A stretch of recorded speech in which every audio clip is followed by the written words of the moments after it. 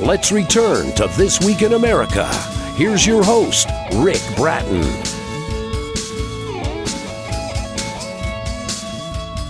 Welcome back, everybody, coast to coast, This Week in America.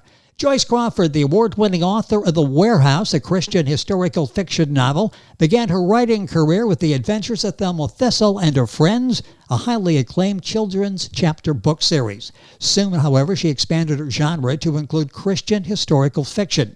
The book's inspired by her own family oral history and her childhood memories, a fifth-generation Floridian.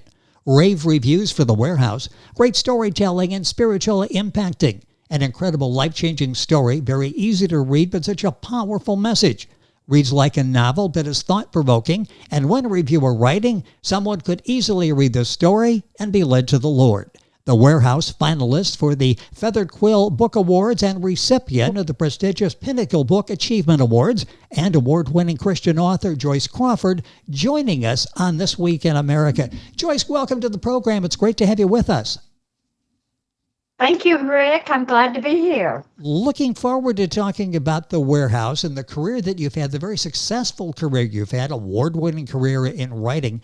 Let's talk about this transition, this switch to Christian historical fiction. When you were writing your first draft of this book, The Warehouse, any significant changes you had to make after that first draft when you went back and looked at that through a different prism, not children's books anymore, but historical fiction?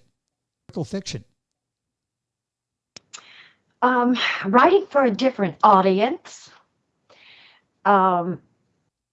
learning skill of writing, and I already knew some skills, but I keep learning and honing skills with a great Facebook group, the Christian Indie Authors Group.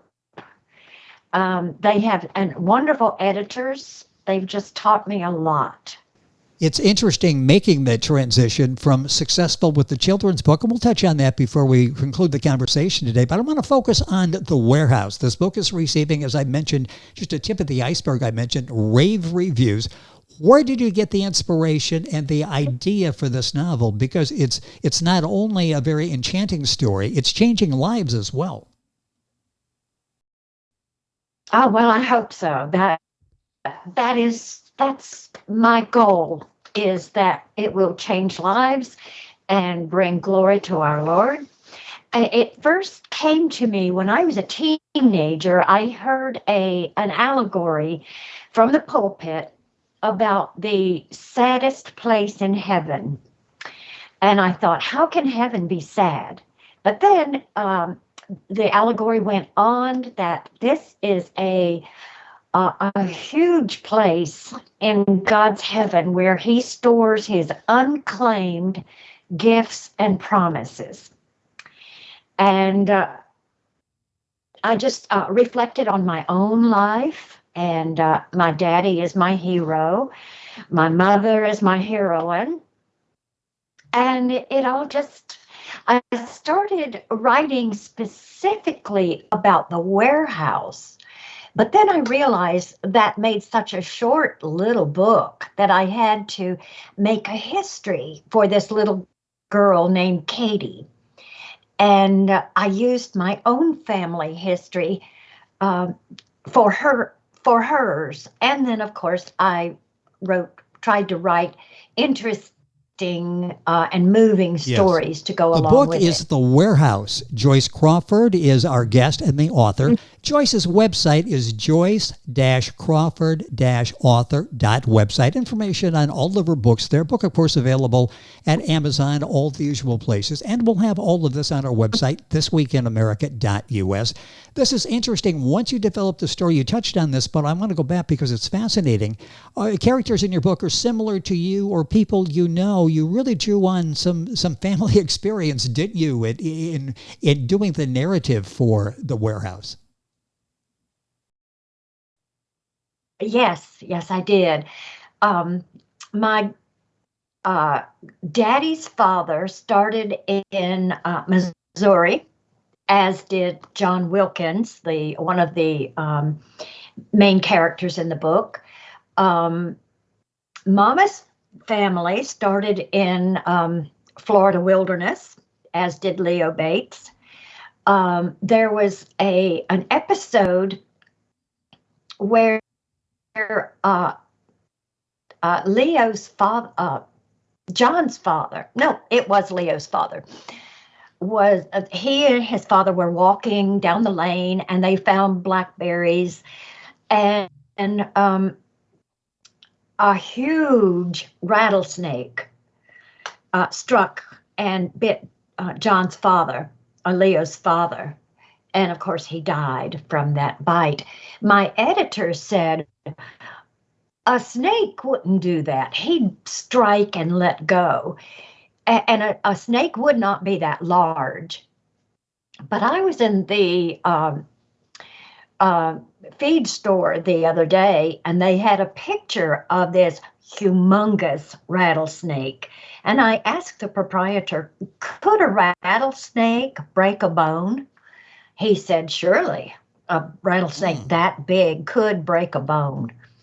So that was one of the stories. The other story that I love is the story of cane grinding in Arkansas, because I remember that activity, and I remember riding the mule as it pulled the cane grinder to make syrup.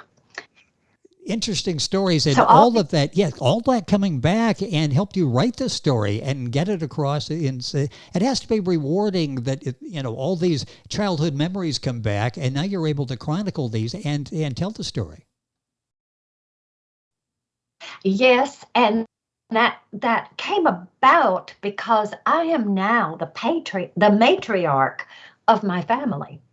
And I want to share these stories for my children and my grandchildren. That's interesting. And along the way, so many other people reading this book and the other books that you've written and being impacted by the story. The book specifically we're talking about is The Warehouse by Joyce Crawford.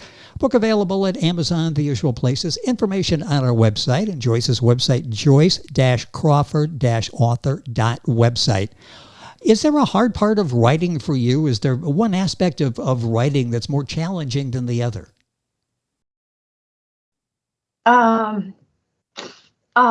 It's compelling to me, for me, and sitting in front of the computer all day long does painful.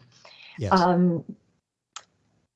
But I guess that's the hardest part of it. Whenever I do have a writer's block, and we authors on the Christian Indie Authors group laugh about this, we go take a shower and ideas just flow.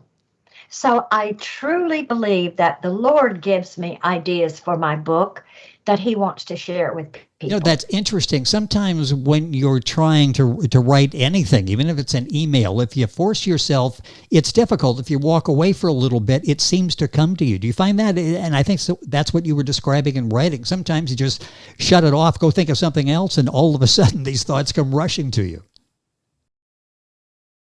Oh, definitely. When I was writing the Thelma Thistle books, I was working in my yard gardening, and I dig in the dirt and talk to worms and look at the sky and the clouds and the seasons. And that's how I got my inspiration for the Thelma books. But The Warehouse and now the other two I'm working on, just they're memories, and they seem to just flood. So I'm very blessed. You mentioned with that. before in working with the editor, how important was professional editing to the development of your book? How often does a successful author like yourself rely on the editor? How important is that component to the success of a book? Oh, very, very, very. I can't stress that enough, because when I first started working with this editor, he brought to mind many things that I had never thought of, like I called the weapon the shotgun, and he said they did not have shotguns in that time period. Um, so he knew so much that he taught me so much about researching and finding and making your work authentic. That's interesting. Let's talk about the research part of this. You've got the family, you've got memories. I'm sure you need to go back and go through some of these. So you have things in the proper context. You've got religious principles that you're talking about as well. How much research went into writing The Warehouse? A lot, because when I described Missouri, the mountains, sitting on the little hill in the evening, I had to go back and read descriptions of these places, and to get my terminology correct. So I can also look at pictures and then go back and write them in words. So a lot of it's not just writing down my memories. There's a lot of Joyce research. Crawford, our guest on the program, author of the award-winning The Warehouse. Information on our website. Book available at Joyce's website. I'll give you that before we conclude. And, of course, the book available at Amazon, the usual places. What valuable piece of advice were you given about writing? And I'm asking you that because there are probably people listening that have thought, I would like to do this, and this advice would be very important to them as well. What particular advice given to you really helped guide you?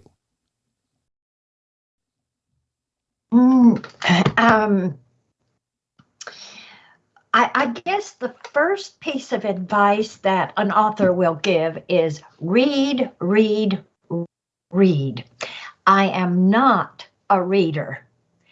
My neighbor laughs at me and said, how can you not read, but you can write so well? And it's just different parts of your brain, I guess. The other part is to be honest with yourself, be true to yourself. Research a lot to show, don't tell. And when you're writing, you tend to want to just write something and tell how beautiful it is, but you have to show when you're writing. Joyce Crawford, our guest on the program, author of The Warehouse. If you go to Joyce's website, you'll get some background, and it's fascinating. You had difficulty reading as a child, and it was later diagnosed. And you talk about the warning signs that parents can watch for with their children. You also talk about the role your grandmother had in your Christian upbringing, messages that you follow and live by today. Briefly tell us a little bit about that, because she was there and really guided you through the early stages of your life, didn't she? Oh, both of them did. My mother's mother, Grandma, I would go visit her. I must have been 4. And of course, 4-year-olds don't read usually. And she would say, let's go practice our song. And she wanted me to sing at her church every time I visited. Well, I was just teeny tiny, and she had me stand on a chair. But she would play the song and sing it for me, and I guess I memorized the words. And so many of the songs I use in my books are those that she taught me. As far as warning signs that parents need to pay attention to, it's very, very important. I ache to think that a child would have to go through what I went through all of my life, even now. If they cannot march right and left, opposite arms and legs, I can't. I have to think about it real hard. But keep an eye on your children, because that their little brains can be reset. Mine is so old it wouldn't work now. But getting back to my grandmother, it was my father's mother who was not as big part in my life, but she taught me my first Bible verse. What time I am afraid, I will trust in thee. Psalms 56:3. And when I think of that verse, I think of my Granny B. That's amazing. To this day, you remember that. It's almost like you're describing something that happened a week ago with her, the impact that made on you as a child. And something else I just want to touch on briefly, how important imagination is. And you grew up in a small town, and your best friend was probably your imagination. How much of a part of your success was that part, that at your age, that imagination was vivid? That got you through a lot of early childhood.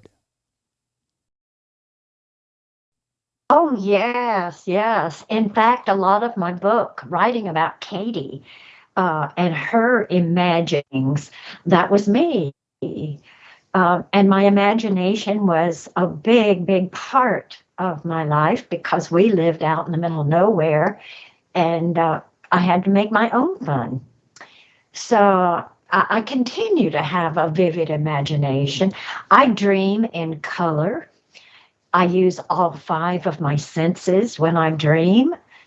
And so my mind is very active. You know, such an inspiration, not only in your early childhood and how you developed this great talent of writing, but the story that you tell in The Warehouse. The book is available wherever books are sold. A few minutes left in the program, going by way too quickly. You mentioned before other books that you're working on, I believe The Train and The Royal Order of the Last Coin. A little bit about those books, and when will those be available? The Train is available now on Amazon. I finished the first book of The Royal Order of the Last Coin, and it's in editing now. And I'm continuing to write on the second book. Those 2 books were very difficult because it was set in England. And I had to do a lot of research on that.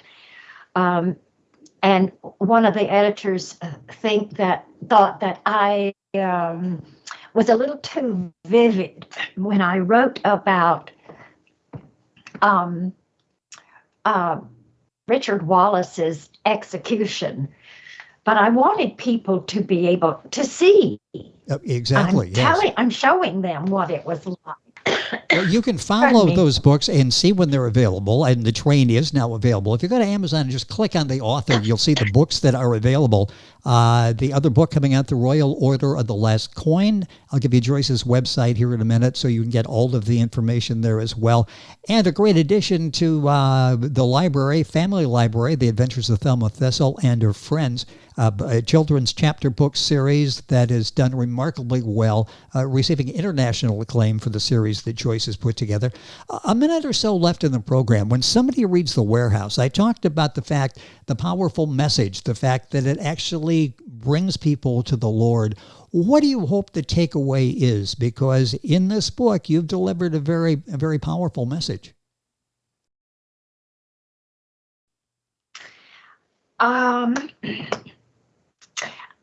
Your relationship with God is very personal, and that's something you want to grow.